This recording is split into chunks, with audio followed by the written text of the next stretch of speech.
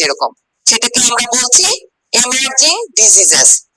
আর যেগুলো পুরাতন ডিজিজ মোটামুটি ক্ষান্ত হয়েছিল, সেগুলো আবার নতুন করে দেখা যাচ্ছে একটু প্রিভিলেন্স বেড়ে গেছে, সংখ্যা বাড়া যাচ্ছে, সেটাকে আমরা তখন সেটাকে বলছি রি ইমার্জিং ডিজিজ। তাহলে আমরা কি এখন ট্রিপল বার্ডেন অফ ডিজিজের মধ্যে ভারাক্রান্ত। ঠিক আছে, তার মানে আচ্ছা আরেকটা জিনিস আপনারা সবাই মোটামুটি সবাইকে বলছি, এবার একটু অভ্যাস করি, হ্যাঁ, স্কুলের মতো করে ফুটনোট তৈরি করা। খুব যদি স্মার্ট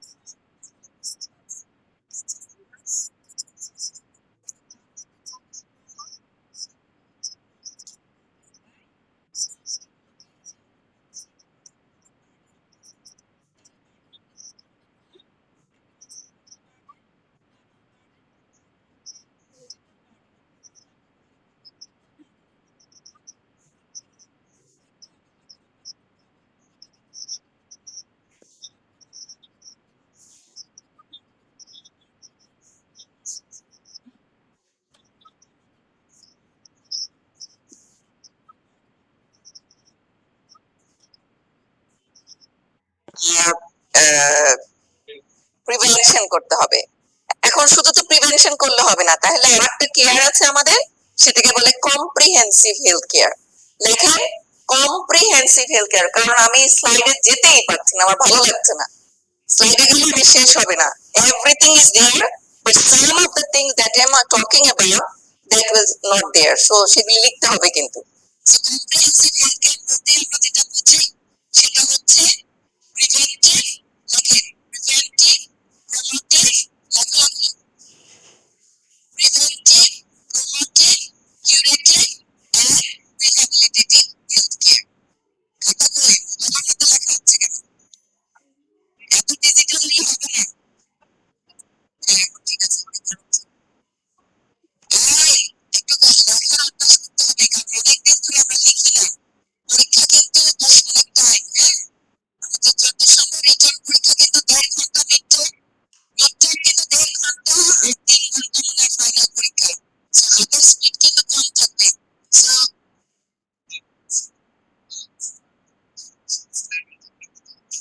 ওই স্লাইডে ওই এই কথাগুলো নাই, সেজন্যই বলেছি সবই যে কথাগুলো এখানে ওইভাবে একটা লাইনের মধ্যে আছে, কিন্তু সেইগুলো কিন্তু আমি আবার বলছি দেখে লিখতে বলতেছি। সাথে সাথে লেখার ব্যবস্থা হলো কি রিটেন এন্ড প্রিন্টিং বক্সটা, কারণ আমরা এখানে সবাই একটা স্টেজে আসছি, কিছু মনে থাকবে না, হ্যাঁ, ইয়া চেক লেখো। সো আমি কি বললাম, প্রিভেন্টিভ কম্প্রিহেন্সিভ হেলথ কেয়ার, তার মানে কম্প্রিহেন্সিভ হেলথ কেয়ারে কি কি আছে? Preventive, promotive, preventive, promotive, curative, and rehabilitative health care. খেয়াল করে দেখেন আমার ডাক্তাররা শুধু একমাত্র ওই কিউরেটিভটাই শুধু একমাত্র পার্থক্য সবার থেকে। কিউরেটিভ এর মানে কি সরাসরি ট্রিটমেন্টে যাবে, হয় সে মেডিসিন খাবে, আছে মেডিসিন খাবে, হয় সার্জারি দিবে, যে কোনো একটা, রাইট? তো এই কিউরেটিভ ছাড়া কিন্তু তাহলে পাবলিক হেলথের কিন্তু যদি ডাক্তার না পাবলিক হেলথের ডিগ্রি থাকে তাহলে তো 4টা বিএসসি দিয়ে দিল। আর যদি আপনারা যারা নাকি অনেকে ডক্টরস না বিভিন্ন ইয়ে পেশা থেকে আসছেন, তাহলে কিন্তু আপনারা কিন্তু দেখছেন হেলথ কেয়ারের কত বড় অংশটা আমার একটা আমরা সবাই দিতে পারি, তাই না? তাহলে যেখানে করবো যেমন প্রিভেন্টিভ কিউরেটিভে কাজ করতে পারবো, রিহ্যাবিলিটেটিভে কাজ করবো, এটা ফিজিওথেরাপিস্ট আপনারা অনেকে আছে।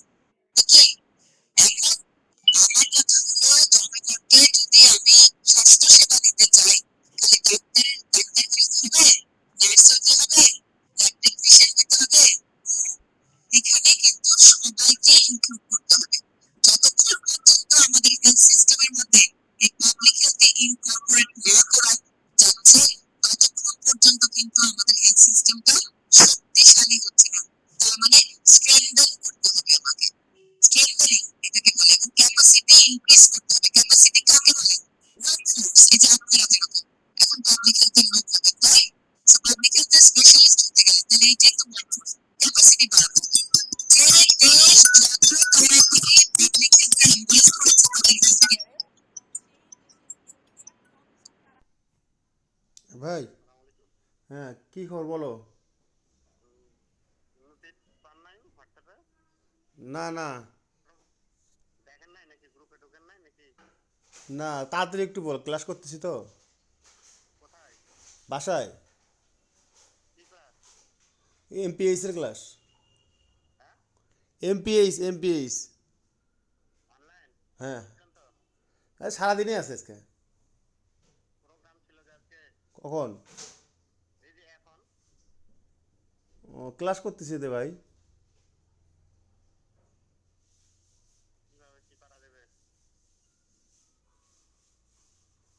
কোথায় প্রোগ্রাম? ক্লাস করতেছি তো, তারপরও কটা পর্যন্ত?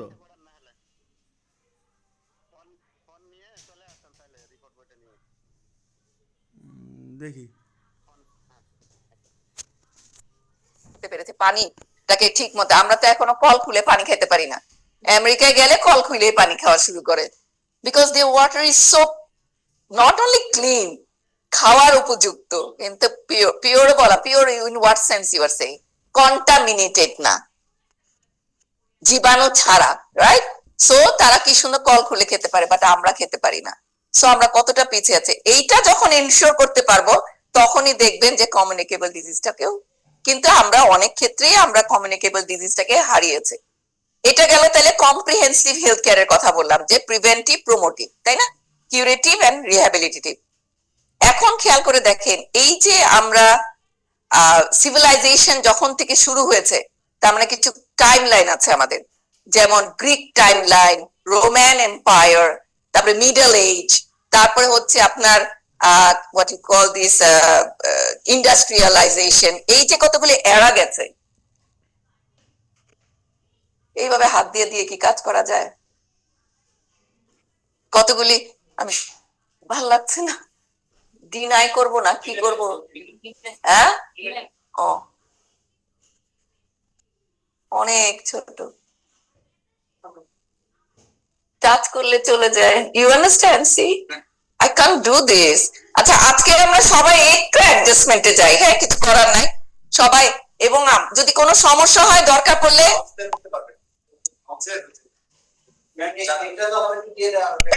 হ্যাঁ, সবই একটু পরে দিয়ে দিব।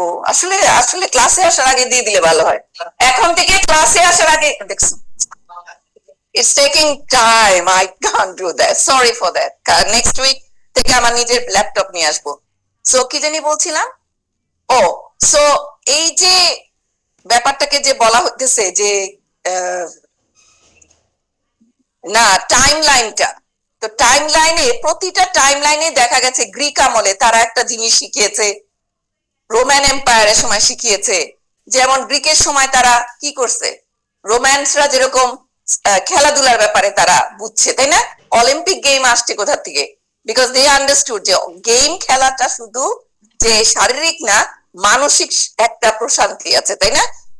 খেলাধুলা করতে গেলে কি হয়, একজন আরেকজনের সাথে মেলামেশা হচ্ছে, খেলাধুলা করছে, আনন্দ পাচ্ছে, তাতে মানসিক শান্তি হয়। ওই সময় তারা কিন্তু চিন্তা করেছে এইসবের ব্যাপারে। তারপরে যেমন গ্রিকের সময় তারা বিভিন্ন রকম সোয়ারেজ সিস্টেম তৈরি করছে। ঢাকা শহরে এখনো আমাদের সোয়ারেজ সিস্টেম সব জায়গায় নাই, রাইট? এখনো আমাদের পিছনে জমে, পরে এসে মানুষ এসে পরিষ্কার করে দিয়ে যায়, তাই না? সব ফিকাল ইয়েটা। সো এই যে জিনিসগুলো দাও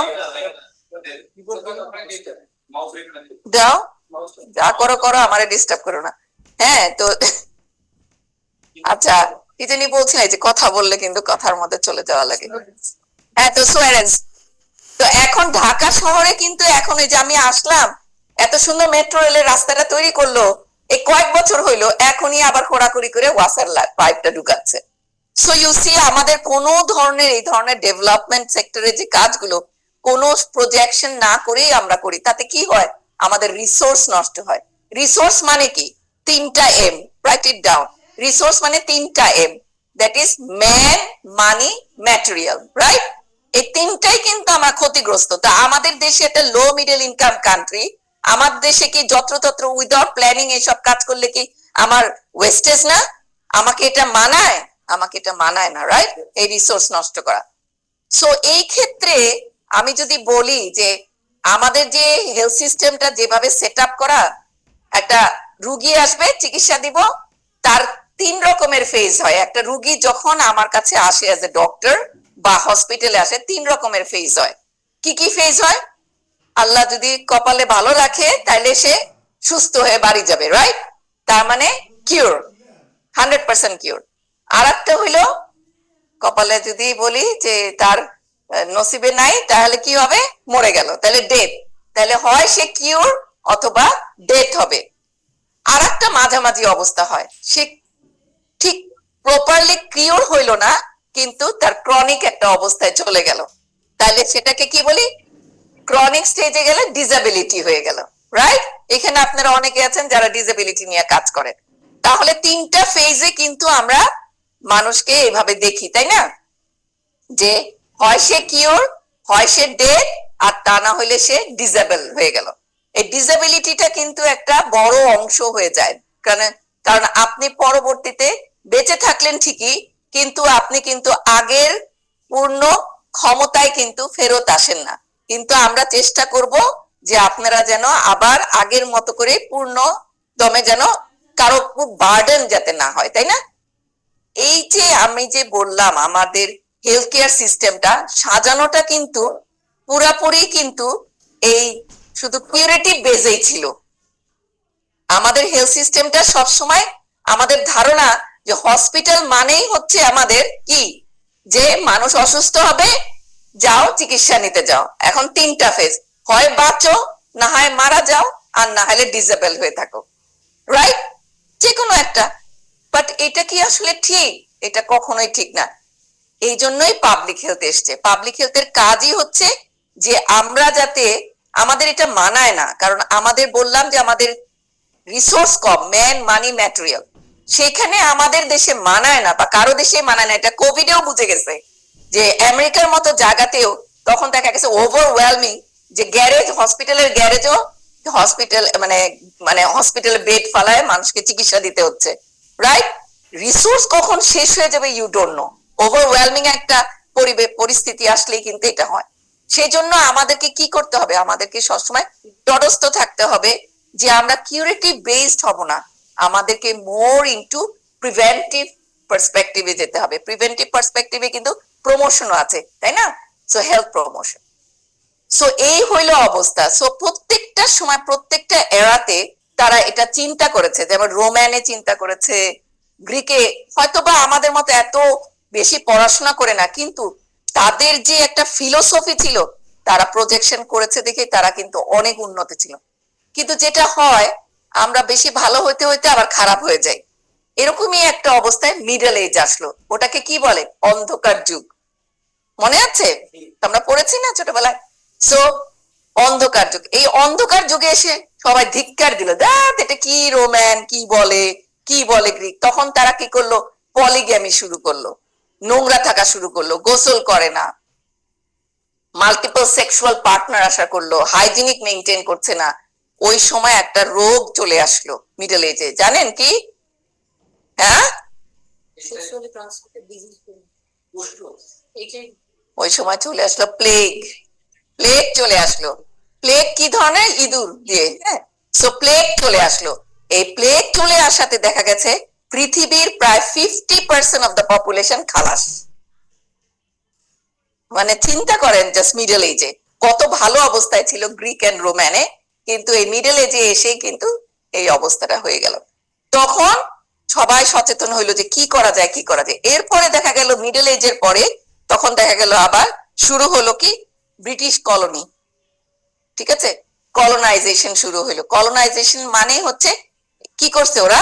বিভিন্ন দেশে যায় তারা ইন্ডাস্ট্রি তৈরি করা শুরু করলো, যার জন্য দেখা গেল যে কি, যে গ্রামে যারা লোকরা এগ্রিকালচার বেসড ওয়ার্কার ছিল, তারা ভাবলো যে ইন্ডাস্ট্রিতে কাজ করলে মনে হয় আমাদের অবস্থান আরো ভালো হবে, পরিবর্তন হবে আমাদের অবস্থা। এই চিন্তা করে তারা সবাই শহরে আসা শুরু করলো। They came to the city, and what happened after coming to the city? Do you think they had a building to stay? তাদেরকে কি খুব আপ্যায়ন করে হোটেলে নিয়ে আসছে, নাকি বাসা বাড়িতে থাকছে? কোথায় আসছে তারা? এই যে ফ্লেভার অফ বস্তি শুরু হইলো, স্লাম শুরু হয়ে গেল। অথচ দেখেন ইন্ডাস্ট্রিয়ালাইজেশন, আবার ওই দিক দিয়ে আবার স্লাম তৈরি হলো। এই যখন ইন্ডাস্ট্রি শুরু হইলো তখন দেখা গেল যে ওয়ার্কিং ক্লাস গ্রুপের যারা তাদের বাচ্চারা মাত্র 7টা বছর বাঁচে। তার মানে লাইফ এক্সপেক্টেন্সি মানেটা কি? লাইফ এক্সপেক্টেন্সি হচ্ছে এই মুহূর্তে একটা বাচ্চা জন্মগ্রহণ করবে, সমস্ত পরিবেশ সবকিছু চিন্তা করে আমরা প্রজেকশন করতে পারবো যে এই বাচ্চাটা কতদিন বাঁচতে পারে। সেরকম যেমন বাংলাদেশের এখন প্রেক্ষাপট সবকিছু মিলে আমরা বলতে পারি যে 72 কি 73 বছর আমরা বাঁচতে পারি। আগে কিন্তু কয়েকদিন আগে এটা ছিল না। কি ছিল? 40 ইয়ার্স হইলে কইতো যে এক পা কবরে চলে গেছে, রাইট? আর মেয়েদের তো বইলে বসতো যে কুড়িতে বুড়ি, তাতে কবে যে বুড়ি হয়েছে আল্লাহ জানে, রাইট? সো এখন কিন্তু সেইটা নাই। সো এখন আমাদের 72-73 বছর হয়ে গেছে, right? So that's a wonderful news.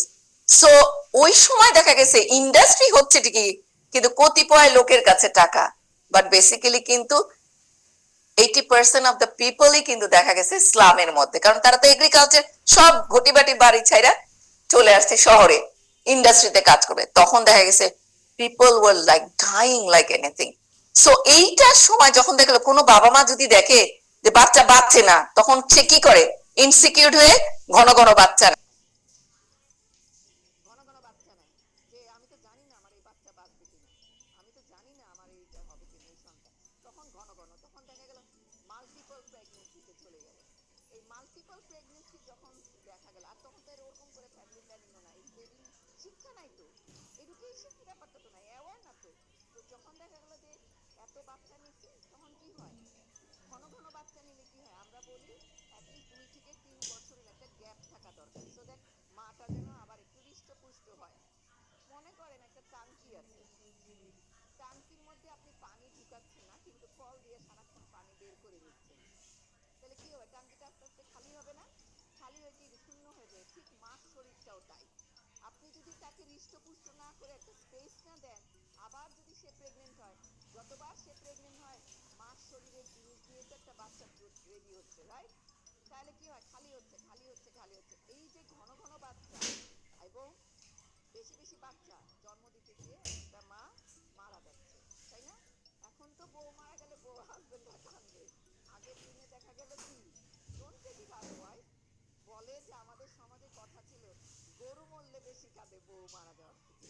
You know that? হাসতেছে। This is true in our society. It was like গরু মারা গেলে বউ মারা যাওয়ার থেকেও বেশি কাঁদে, কারণ গরু হচ্ছে সত্যিটা বা আমাকে এখন অনেক হেল্প করতে পারে। বউ মারা গেলে তো I can just go get another wife, right? But things are different now, it's different, right? চিন্তাই করতে পারে না, right? So এই যে perspectiveটা চেঞ্জ হয়েছে, এটা কিসের জন্য? Because অনেক were educated, এরা empowered হয়েছে, right? Decision making, empower মানে কি? এখন প্যান্ট শার্ট পরে জিন্স পরে হাইটা চলে পরে, that is not empower. ওটাকে নারী ক্ষমতায়ন বলে না। নারী ক্ষমতায়ন বলে কাকে? যে আমি ডিসিশন নিতে পারবো আমার ব্যাপারে, আমি কখন বাচ্চা নিব, কখন নিব না, কয়টা নিব, আমাকে তো সেটা দিতে হবে, আমাকে বুঝতে হবে, রাইট? আর আমাদের হেলথ কেয়ার সিস্টেম গুলো তো এরকম ছিল না, তাই না? এডুকেশন ছিল না, মানুষের ছিল না। সে যা পাইছে ওই অনুযায়ী সে চলার চেষ্টা করে। এইটা গেল তাহলে আমাদের ইন্ডাস্ট্রিয়াল যুগে এই অবস্থা। তখন দেখা গেল ইন্ডাস্ট্রিয়াল যুগে যে 1000 বছর আগে মানুষ যত না তাদের অবস্থা খারাপ ছিল, ইন্ডাস্ট্রিয়াল অবস্থা।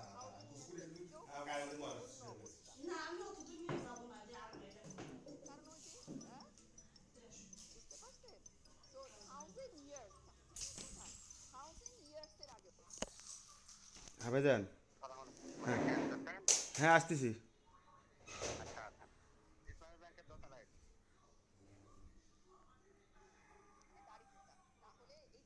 তাই তো ঠিক, তাই না? প্রত্যেকটা জায়গায় এখনো আমরা কিন্তু এটা দিয়ে মার খেয়ে যাচ্ছি যে দারিদ্রতা বিমোচন না করলে আসলে কোনো কিছু হবে না, আগে দারিদ্রতা ঠিক করতে হবে।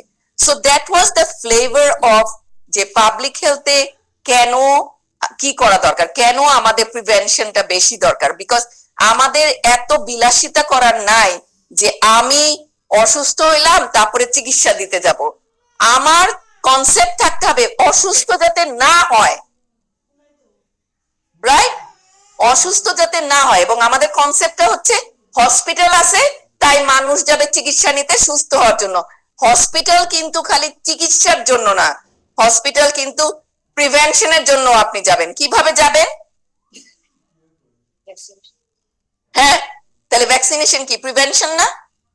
হ্যাঁ, আপনি স্ক্রিনিং করতে যাবেন, প্রিভেনশন না?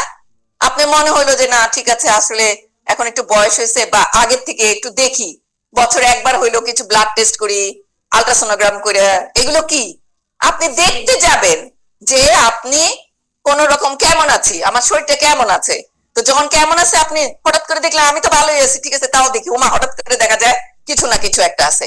এই যে কিছু না কিছু একটা আছে, তখন আপনি একটা স্টেপ নেন না, এগুলি তো প্রিভেনশন। তো হসপিটাল মানেই যে আপনি শুধু অসুস্থ হইলেই যাবেন তা কিন্তু না, আপনি কিন্তু প্রিভেন্টিভ অ্যাপ্রোচ। সো এইভাবে চিন্তা করতে হবে আমাদের হেলথ কেয়ার সিস্টেমটাকে, রাইট? এটা গেল এটা। তাহলে এই যে পাবলিক হেলথের ব্যাপারটা আসতেছে, পাবলিক হেলথ মানেই হচ্ছে তাহলে সিঙ্গেল বেস না, এক না, রাইট?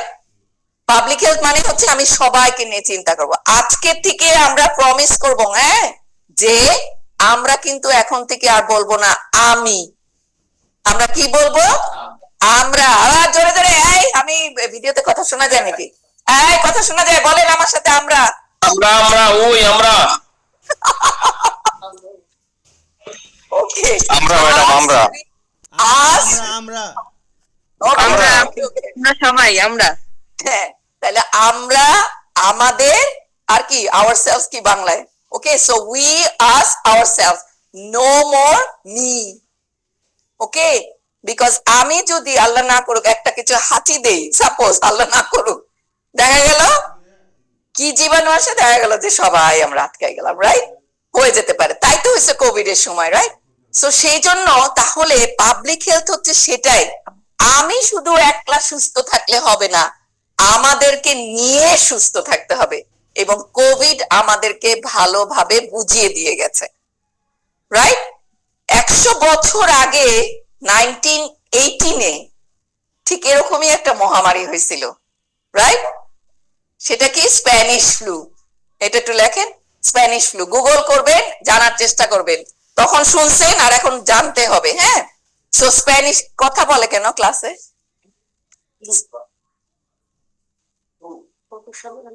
কথা বলে কে জানি। স্প্যানিশ ফ্লু 1918-এ, 1918 সনে স্প্যানিশ ফ্লু হয়েছিল। খেয়াল করে দেখেন 1918, আর সেইখানে আমাদের কবে আসলো কোভিড আসলো কবে? 2019 ডিসেম্বরে, কিন্তু তাহলে ঠিক 100 বছর। তো 100 বছর এখন চিন্তা করি টেসলা দিয়ে চলবো, আমরা চিন্তা করি মার্সে জমি কিনবো, রাইট? অনেকে তো কিনলো।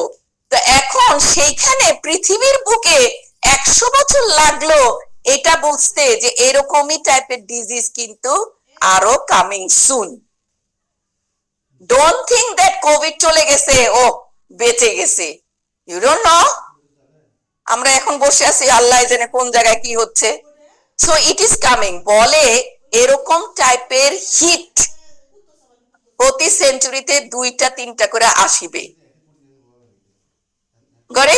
So we are in that, যে আরো কিছু হয়তো আসতেছে। এই যে কয়দিন আগে একটা মাঙ্কি পক্স আসলো, তারপরে আরো ইবোলা ভাইরাস, কত কিছু নতুন নতুন করে তো আসতেছে সবগুলি, right? So we have to be very careful. বিশেষ করে আরো ক্লাইমেট যেভাবে চেঞ্জ হচ্ছে, তাতে কিন্তু আমাদের সমস্ত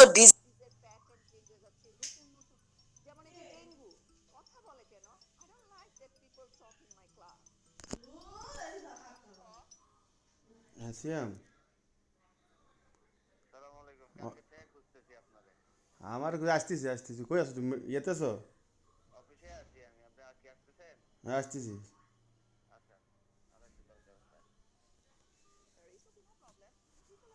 line class, of course you have emergencies and everything, I'll understand, but ওই যে হয়েছে কি আমরা একটা যে এখানে দাঁড়ায় তার একটা মাথার মধ্যে থাকে এটার পর এটা চলে যাচ্ছে রিদমে, যখনই ব্রেক হয় তখনই দেখা যায় ডিজর। আমাদেরও তো একটা মানে প্রিপারেশনের ব্যাপার আছে। কি জানি বলতেছিলাম, সি একটা ফ্লোর সাথে কথা, ও স্প্যানিশ ফ্লু। সো স্প্যানিশ ফ্লুটা দেখেন 100 বছর লাগলো মানুষের এইভাবে চিন্তা করতে কি হবে, কত বড় একটা বাড়ি খেয়ে গেলাম আমরা, কত মানুষ মারা গেল। কি করলাম তাহলে? আমরা প্রিপেয়ার্ড ছিলাম না তাইলে। সেই জন্য এখন প্রিপেয়ার্ডনেস এর উপরে খুব বেশি মানে গুরুত্ব দেওয়া হচ্ছে যে আমরা নেক্সট কখনো যদি এরকম আসে, খেয়াল করে দেখেন যখন নাকি কোভিড হয়েছে, যারা সুস্থ ছিলাম অনেকের বাসায় ছিল যে যারা কার্ডিওভাস্কুলার প্রবলেম, হাইপার টেনশনের প্রবলেম, স্ট্রোকের রোগী আছে, কি অবস্থা তারা তো বের হতে পারছে না। আবার অনেকে আছে যে ডায়াবেটিস ছিল না, একটু প্রি ডায়াবেটিস, তারা ফুল ব্লোন ডায়াবেটিস হয়ে গেছে, বিকজ বের হতে পারতেছে না, কিছু করতে, ডাক্তারের কাছে যেতে পারতেছে না, ওষুধ নিতে পারতেছে না। আমাদের কি আসলো তখন? টেলিমেডিসিন আসলো। So we were lucky that এই প্রযুক্তিগুলি ছিল কিন্তু কেউ ইউজ করে নাই। সো 100 বছর লাগলো আমাদেরকে এটা বুঝতে। সেজন্যই বলা হচ্ছে যে আমাদেরকে এখন প্রতিটা মুহূর্তে আমাদেরকে মানে প্রিপেয়ার্ড থাকতে হবে যে কি হবে কি হবে না, রাইট? সো সেই জন্যই বলা হচ্ছে যে আমরা প্রিপেয়ারটা কিভাবে থাকবো। এখন যদি সব সময় চিন্তা করি যে হসপিটাল থাকবে, ওকে, কি কোভিড ছিল, ভেন্টিলেশন দরকার, কি আমাদের আইসিইউ নাই, আমরা কেন এটা চিন্তা করি? আইসিইউ নাই, ভেন্টিলেশন নাই, কেন সেটা চিন্তা করি না যে আমার রোগী যাতে না হয় এরকম একটা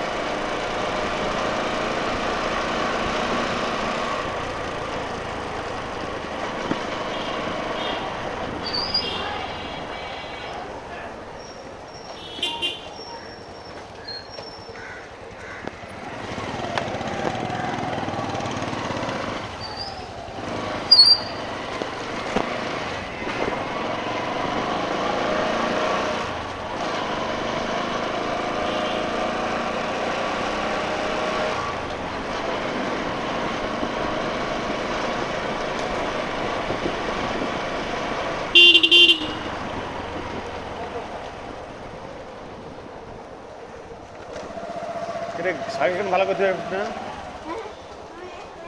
বৃষ্টি, এই যে আমি রিপোর্ট বইটা দাও তো, রিপোর্ট বইটা দাও তো, নিচে আছে।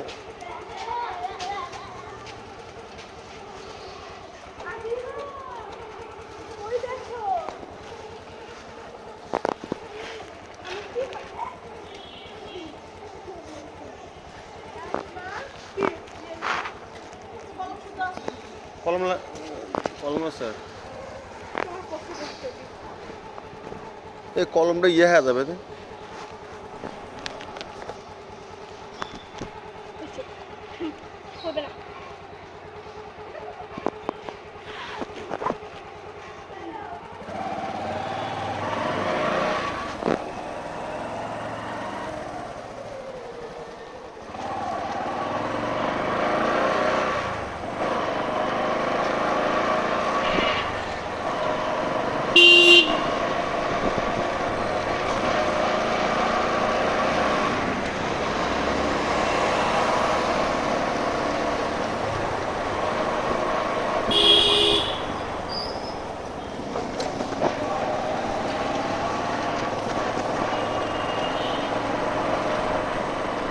Beep, beep, beep.